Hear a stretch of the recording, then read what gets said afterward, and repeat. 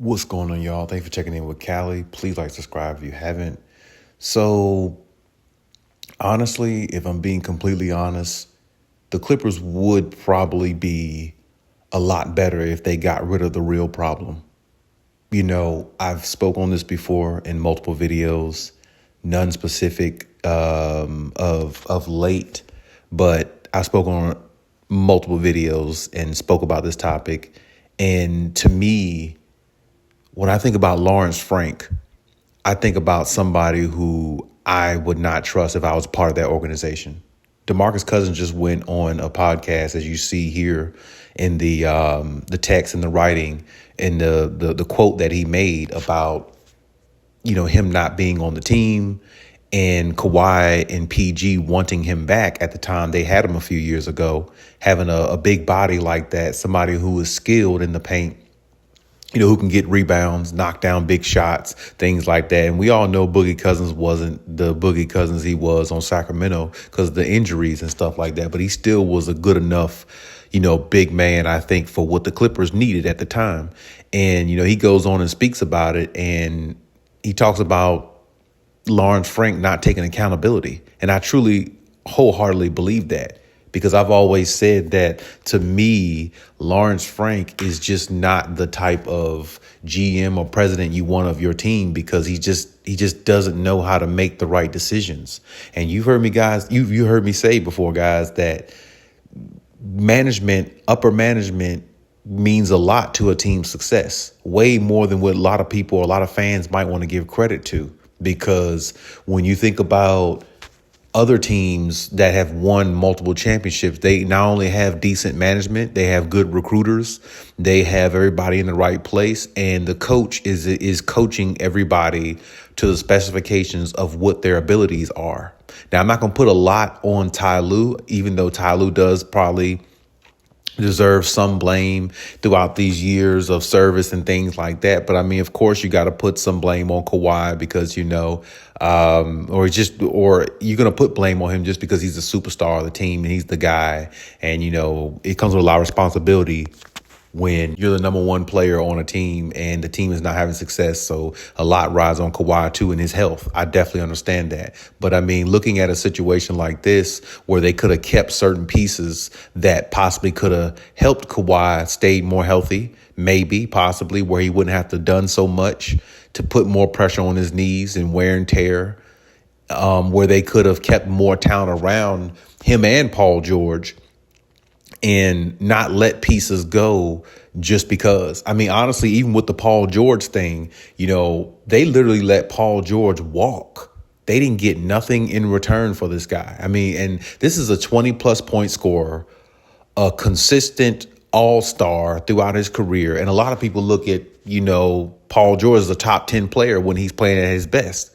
So I'm not the biggest Paul George fan, but there's no way in the world the Clippers should have let him walk and got nothing in return. Not with a player of that caliber. And these are the type of things I've said before about Lawrence Frank, even way back in the day when he was coaching the Nets and he was the president of the Brooklyn Nets, I think, or something like that. Anytime he's been in office for a team, they never had success. Never had success. You could look at the players' injuries and all those type things on the other teams that he's been a part of. The one team I think he did have some success with, I think, it wasn't even when they were the Brooklyn Nets. I think they were the New Jersey Nets way back when Jason Kidd was playing. And I think in the Nets, they went to a couple finals and that was it. And they lost to the Lakers back-to-back times or something like that. But other than that, it's just never been a success with Lawrence Frank. He's always been a stain to me, for an organization. They have him in the office and thinking this guy can make all the right decisions and make the right moves. And it's just the little things, the intangibles, those little situations where, you might look at it as a little situation and he just screws it up. Because I'm pretty sure if you look at the Clippers out of the last several years they've been together, Kawhi and PG, they had talent around them. They had a lot of pieces around them. Now, of course, it was due to health and things like that, why they probably didn't go further in the playoffs. But I mean, even with all the players that they've had, they probably still could have, made a finals or something like that, if they would have kept some of the pieces that they had that were in place that were very important. Like, I mean, I could think back, Reggie Jackson was a piece I thought they should have kept a few years ago. Luke Kennard is a piece I feel like they should have kept a couple years ago. I mean, because if you think about like a player like Brandon Boston, like they had off the bench, they never really utilized him. And they had pieces on the bench I felt like they could have used and they let go and, didn't really, see it through, you know what I'm saying? Because if it's all about Kawhi and his injuries, then keep the team together based upon the way you have it, so the team can, gel, get more chemistry and, finally really make a run at it. You know what I'm saying? But at the same time, that it's not going to happen with Lawrence Frank because he doesn't like to really keep pieces and he just finds ways to screw things up. Now, I'm not really upset of the fact that Paul George left because I wasn't a big Paul George fan. But as I said before, there's no way a player of his caliber should walk and you get nothing in return. There's no way possible. No way. I mean, when the Sixers, let the Clippers trade for James Harden, they got pieces back. They got Nicholas Batum and a few other pieces and, things like that. I mean, it's like it just makes no sense. A player who has that type of value and that type of contract that a player has over his head, of a Paul George, you get nothing in return. That's just utterly dumb. And this is the reason why I say it's going to be hard for the Clippers to win a championship because it's not really only because of Kawhi Leonard's injuries. It's because people in the front office just do not know what they're doing and they don't do things the right way for this team to excel or get to the next level. Because hypothetically, let's say Boogie balled out and played very good for the Clippers when he was there a few years ago. I'm not saying they won a championship, but possibly they might have at least made it to a finals because you have an interior big man who you can rely on that can give you about maybe 14, 15 points a game with about 10 rebounds. And it'd be more consistent probably than what Zubac would be giving you, even though they kept Zubac and gave him a $30+ million contract. And Zubac on his best day doesn't look better than DeMarcus Cousins on his worst day. You know what I mean? Like it's just like little tedious mistakes like that. And think about it like this. Somebody like Cousins, even though he was, you looked at him probably as injury prone, but his contract wouldn't have been worth anything for you to keep him on there. It's not like he was on a minimal contract. He wasn't the superstar player or potential superstar player he was on the Sacramento Kings years ago. So, I mean, it would have been easy to keep his contract and have an extra body in there who still is skilled, who knows how to play the game, who can still knock down a big shot. He can shoot threes. He can stretch the floor. He can't defend the way he used to or move his feet and dominate the way he once could. But he can still, at that time, he still can get rebounds and still be beneficial for what the Clippers needed. And then they had Rondo. They had, opportunities to go get other players. Like I personally thought they should have went and got Tyus Jones at that time of a couple seasons ago where Memphis was really trying to, shop him around and see what they can get in return for him. I think he would have been a good fit for the Clippers. And the Clippers had a lot of opportunities to jump on, situations. But as I said before, when you got the wrong people in the office making the wrong decisions, the operation is going to be very, very difficult for it to go as you see it fit, which is winning a championship. It's going to be very tough. And the only way the Clippers really going to win a championship is if Kawhi stays healthy and does what he did in Toronto. Because this is another situation just like Toronto where there's a bunch of role players around him. You do have James Harden, but hell, in the playoffs, James Harden is a role player in the playoffs. He's not the James Harden he is during the regular season. For some reason, I never understood why he's always been that way, but that's always been him. So in the playoffs, you're going to have a bunch of role players around you, and it's just going to be Kawhi if he stays healthy enough to make it to the playoffs, and he's going to have to just put on his superhero cape and just drive them all the way to the finals if he can take them that far, which is very, very hard for him to do at this point with all the injuries that he's had and having. That's the reason why he came to the Clippers, because he want more pieces around him so he don't have to do so much, because he knows for a fact he can't do everything he once could, like defend 100%, then go on the offensive end and, be the offensive guru that they need him to be, and lock down other team's superstar and cause disruptions on defense when other guys miss assignments defensively, just because he can make up for it because he's so good defensively, or at least people expect him to be the way he was on the Spurs, which is hard for him to be that because he's a 25, 30-point scorer now. So it's like you need more talent around him anyway, based upon what he's asked to do and based upon, where he is in his career. I mean, that's the reason why he came to the Clippers. He didn't come to the Clippers to just singly be this guy to put a team on his back and, we're going to ride all the way to the championship. That takes a lot out of a player. That takes a lot out of any player. I don't care who it is. That takes a lot to do that every single time. So it is the Clippers' job to put talent around Kawhi and keep that talent around Kawhi long enough for them to build chemistry with him, back and forth, vice versa.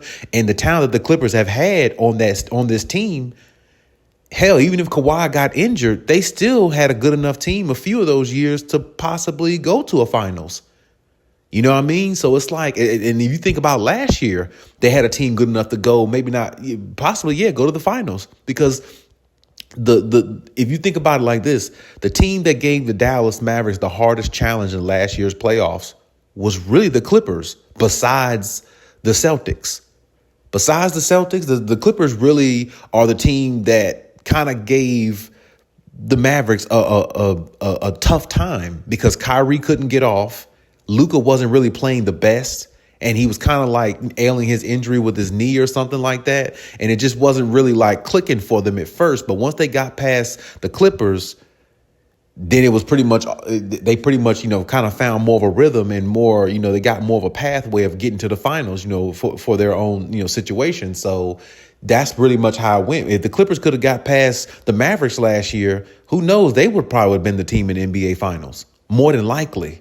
So, I mean, and then you never know. If they made it to the finals, maybe Kawhi comes back for the finals and gives it a try, because he was going to try to play for Team USA, even though he wasn't 100%. But, I mean, for the finals, I'm pretty sure he would definitely try to, go out there if he can, give it a go if he can, So, but either way, that's my point. You got to keep a team together long enough for them to build chemistry. It can't just be a 1-year rental on every single piece that you have. And if it doesn't work out, you ship them off somewhere else. And that just seems like that's what the Clippers have done, or should I say Lawrence Frank, since he's in control of a lot of that stuff. And, a lot of the players and everybody, of course, got to go along with it, because, I mean, he makes those decisions. Steve Ballmer pays him to make those type decisions for the team. And to me, like I said, I just think anytime you have Lawrence Frank in your office, it's just going to be tough to win, because his decision making is not good. He's not a good recruiter, and he's not a type of guy that you would trust to make the right decisions. So, like, when I think about the Celtics and I think about Joe Mazzulla, the coach they got, he gets the best out of his players, but he also gets the support from the front office. Danny Ainge is a very good recruiter. I mean, he definitely gets all the pieces that the Celtics need to put them in position to win. They've made it to a finals a couple seasons ago. They won the finals last year. They were in the Eastern Conference finals the year before that. I mean, they're right there every single time almost. You know what I mean? So it's like, that's my point. If you got the right people in the office, they're going to make decisions in which the coach will approve of, because you're getting him the pieces that he needs, and he could utilize these pieces and put them in areas where the team can flourish and it all works out. So as for the Clippers, I mean, they just better hope that the intermediate pieces that they got this offseason works out along with Kawhi Leonard's health, because if it doesn't, I mean, this thing is really probably going to blow up after this season coming up, because I don't see Kawhi being there if they don't find ways to get better or make another trade possibly, because now you're just asking him to be the Kawhi he was on Toronto, and we saw him limp into the playoffs there on one leg and played all the way through those playoffs with Toronto and happened to win a championship. But he's not going to be able to play on one leg every single time, obviously. So, I mean, that right there is a negative. So, I mean, it's like you let Paul George walk. You let Russell Westbrook walk, basically. It's like I said, I mean, this team, they look really good on paper. They're playing pretty good in the offseason. I mean, in the preseason here, they look pretty tough. And, They look ready to go, but at the same time, it's just really, all on Kawhi's knees. And at the same time, it's also on Lawrence Frank to possibly make another move, the trade deadline within the season, maybe to get somebody else, or if they don't win a championship this year, promise Kawhi and James Harden they'll get somebody next year in the offseason, another star caliber player who can put up 20 plus points. I mean, that's pretty much what it comes down to, because it's I don't know. It just doesn't look good for the Clippers. And now, Kawhi is listed out for the rest of the preseason and don't know if he's going to play the season opener. And you open up this new arena and it's like you're hoping everything works out with that. So it's like it's so much with the Clippers. There's so much going on, so much drama and everything surrounding this team. It's just at some point, it's just got to stop. And at some point, you just hope that they put the right pieces in place in every phase, from the front office to players to coaches, in order for this team to get over the hump.